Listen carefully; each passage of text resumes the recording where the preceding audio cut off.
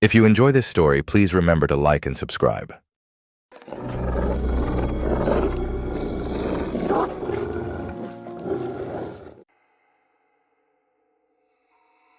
Official report, March 14th, 1985.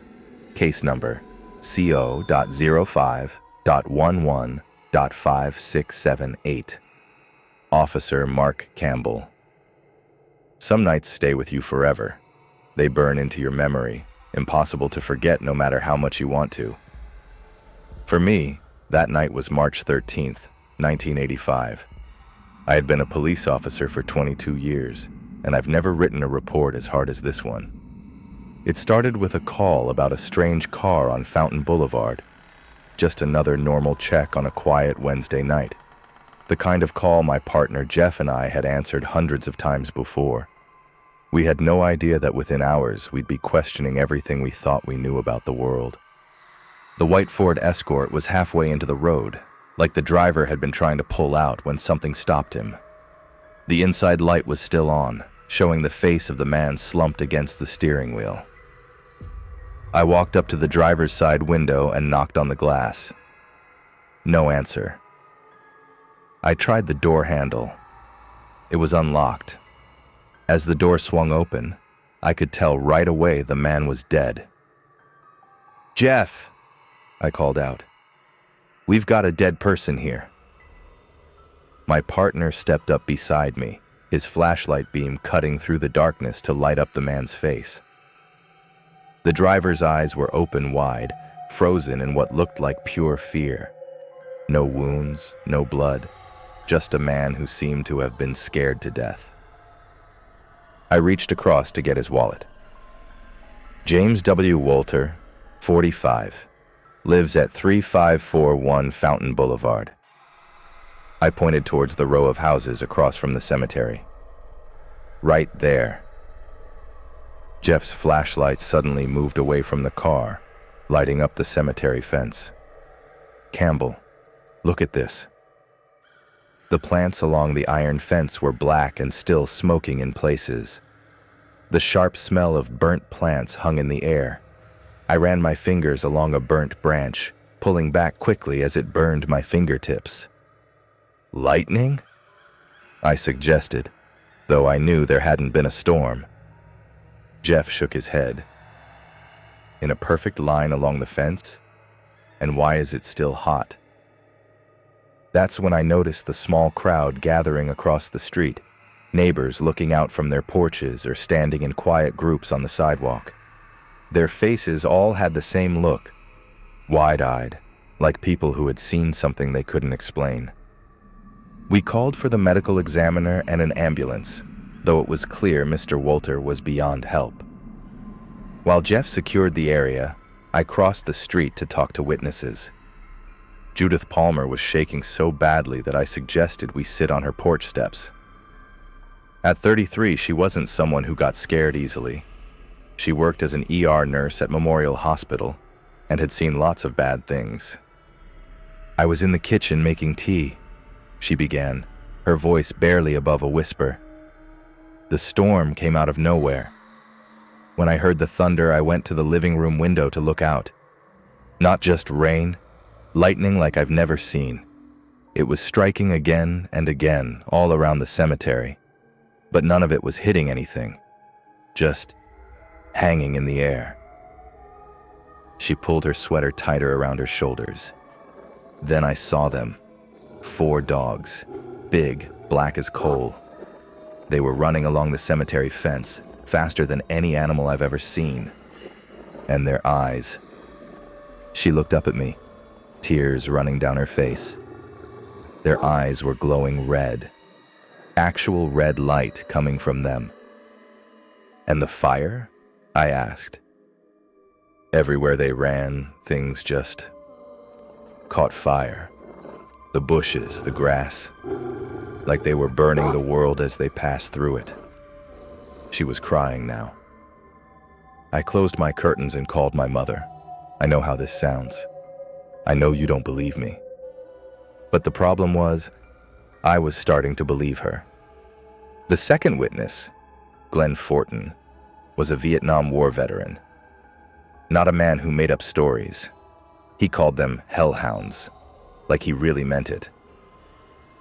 Sent by the devil himself, he said. I've seen some things in my life, officer. Things in the jungle that don't have names. But I never saw anything like those dogs. They weren't natural. The speed, the fire, those eyes. He leaned in closer. They killed that man in the car, you know. If you see them and you don't look away quick enough, they take your soul. I wrote it all down, trying to keep my hand steady. Professional. Calm. But the goosebumps on my arms gave me away. The third witness, old Mrs. Isabella Capella, added something new. After the dogs ran past my house, I heard a woman screaming. Terrible screams, like she was being torn apart. She made the sign of the cross. Then silence. Just the thunder. When I looked again, the dogs were gone, back into the cemetery. We got the call about Julie Lassetter's body while I was finishing with Mrs. Capella, 25 years old, found killed on Union Boulevard, just around the corner from the cemetery. I left Jeff with Walter's body and the medical examiner and drove the 3 blocks to the second scene. I've seen my share of violent deaths, but nothing prepared me for what waited on that dark stretch of Union Boulevard. Julie Lassetter had been torn open. The police officers who got there first had already taped off the area, and 2 of them were off to the side, one throwing up into the gutter, the other sitting on the curb with his head between his knees. Detective Harlow met me at the tape. "Same thing as your witnesses described," he said, his face pale. "She was walking home from her late shift at the diner. Wrong place, wrong time." I stepped under the tape and walked up to the body. The medical examiner, Dr. Patterson, looked up at me, her usually calm face troubled. "These aren't dog bites, Mark," she said quietly. "At least not any dog I've ever seen. The tearing pattern, the depth, it would take huge pressure. And the burns." She pointed to several blackened areas around the wounds. These were made at the same time as the bites, like the animal's mouth was super hot somehow. I remembered the smoking fence line and felt dizzy. "Time of death?" I managed to ask. "About 10:30. Right when your witnesses saw the dogs." I returned to the cemetery scene to find another medical examiner van had arrived. Jeff was standing by our police car, drinking coffee from a thermos, his face grim. "Walter died of a heart attack," he said. "Medical examiner says his heart just stopped. No health problems they could see, though the autopsy will confirm. He was in perfect health otherwise." "Scared to death," I said softly. "There's more," Jeff said, lowering his voice. "While you were gone, I spoke to the cemetery caretaker. He says there's another body in there, a homeless man who'd been sleeping in the tomb building, same as the Lassetter woman, torn apart. 3 deaths, all within minutes of each other, all connected to those things." We spent the rest of the night searching the cemetery with more and more officers. We found the homeless man's body in the western corner, near an old tomb. Thomas Reiner, 62, identified by papers in his backpack. Like Julie Lassetter, he had been torn beyond recognition, his skin burned where it had been torn. But of the dogs we found nothing. No paw prints, no fur, no blood trail. Just burned earth in a perfect circle around the cemetery and 3 dead bodies. Dawn was breaking by the time I sat down at my desk to write this report. The events I've described can't be explained normally.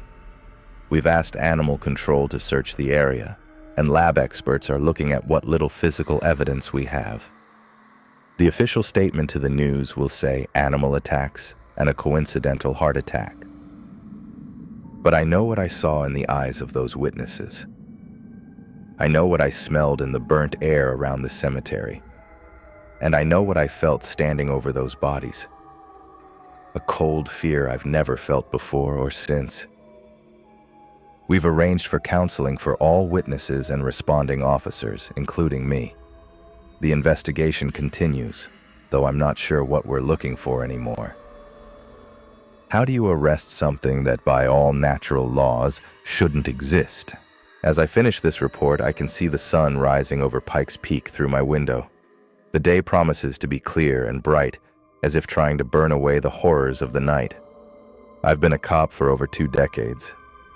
I've built my career on facts, evidence, things I can see and touch. But last night changed everything. I don't know that I should include this last part in my official report, but I need to write it down somewhere.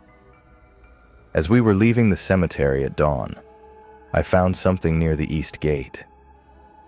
A perfect paw print burned into a concrete slab. The stone melted and hardened again. It was huge, nearly 12 inches across, with clear claw marks extending from each toe. I took a picture of it, but when I returned with the evidence team an hour later, the concrete was smooth again. There are things in this world we're not meant to understand. Things that exist in the spaces between what we know and what we fear. I don't know if those dogs will return to Evergreen Cemetery, but I know this. I'll never look at a lightning storm the same way again. This is my story, as true and accurate as I can make it. God help us all if it happens again. End of report. Note: parts of this report have been classified for internal review only.